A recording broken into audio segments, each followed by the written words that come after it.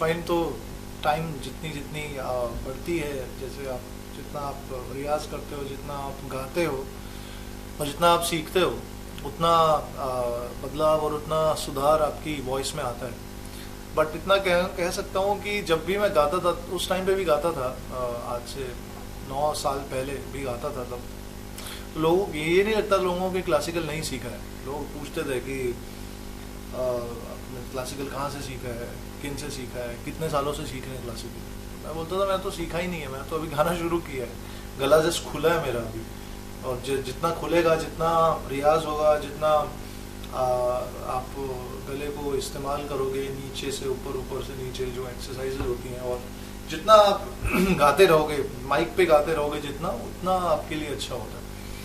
और studio mic पे, क्योंकि स्टूडियो माइक पे सब कुछ क्लियर हो जाता है कि आप क्या सुर लगा रहे हो, आपकी क्या मुर्कियाँ आ रही हैं, आप क्या तान ले रहे हो, और बाकी सारी जितनी भी टेक्निकल चीज़ें होती हैं।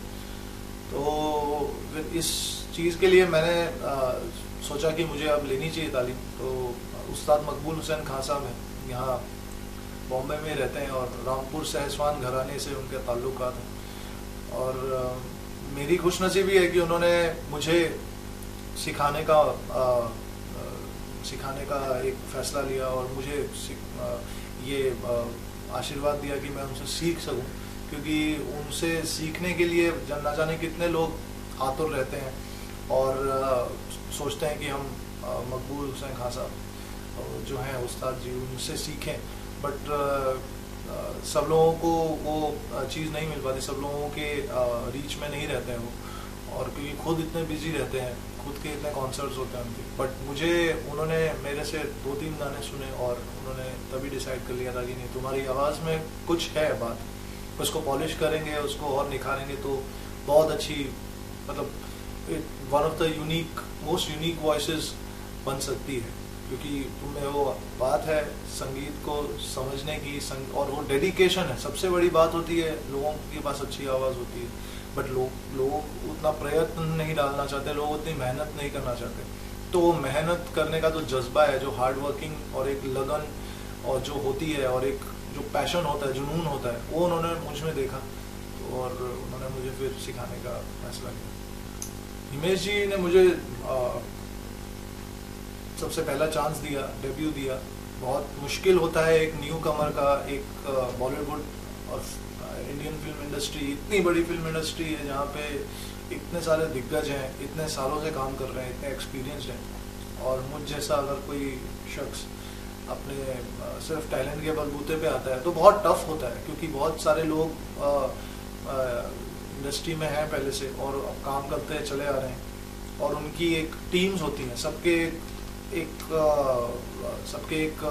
क्या बोलते हैं, ग्रुप्स होते हैं या टीम्स होती हैं, जो एक साथ फिल्म बनाते हैं, एक साथ फिल्में लिखते हैं, एक साथ कहानी लिखते हैं, एक साथ एक्टर्स को चूज़ करते हैं, एक साथ म्यूज़िक कंपोज करते हैं, और एक साथ गाने लिखते हैं।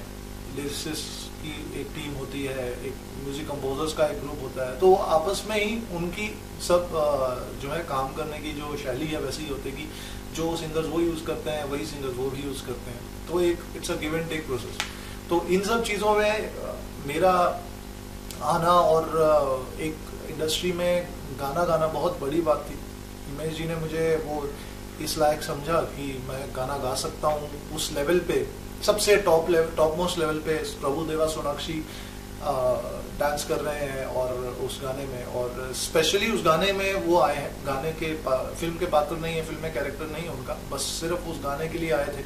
ओ माय गॉड का गोगो गोविंदा जो गाना था, और वो गाना पहले ही बड़े एक बहुत ही नामी सिंगर है वो गा चुके थे, और उनकी आवाज़ अक्षय कुमार जी जो हैं वो फिल्म के प्रोड्यूसर थे, तो उनको वो आवाज़ कुछ जमी नहीं है, रास नहीं आई। तो उन्होंने कहा कि ये आवाज़ जा नहीं रही है इस गाने के हिसाब से। तो हिमेश जी को बोला तुम कुछ और वॉइसेस ट्राई करो, किसी और से गवाओ जिससे तुम्हें लगता है। तो हिमेश जी ने फिर मुझे कॉल किया और बोला कि तुम आओ और इस गाने को ट्राई करो, कैसा होता है, जी जान लगा दो जो है। गाना सुनाया मुझे, तो बहुत फर्स्ट लिसनिंग में ही और फर्स्ट हेयरिंग में ही मुझे पता चल गया था ये गाना बहुत बड़ा गाना बनने वाला है, क्योंकि उसमें गोविंदा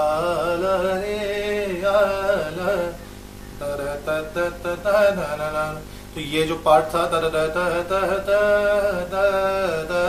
गो गो गो गोविंदा, तो ऐसा फ्रेज किया गया था, जो कि रफी साहब का अमर गाना है जन्माष्टमी के लिए। तो वो जो चीज थी उसमें यूज की गई थी उस गाने को और इम्पैक्टफुल बनाने के लिए। तो और गाना ही इटसेल्फ, जो पूरा जो गाना है बहुत इतना दमदार और इतना एनर्जेटिक है कि आप अपने पाँव रोक ही नहीं सकते हो डांस करने से। तो मुझे पता था कि एक बहुत बड़ा गाना बनेगा, लेकिन ऊपर वाले की आशीर्वाद, ऊपर वाले का बोल सकता हूँ, सारे लोगों की जितनी सुक्षेत्र से लेके उससे पहले से लेके जितने भी मेरे लोगों की दुआएं हैं और हिमेश जी की जो गाइडेंस थी और जो ट्रस्ट था मुझ में कि हाँ तुम कर सकते हो, वो सब ने काम कर दिया और आप सबके सामने मेरा पहला गाना वही निकला।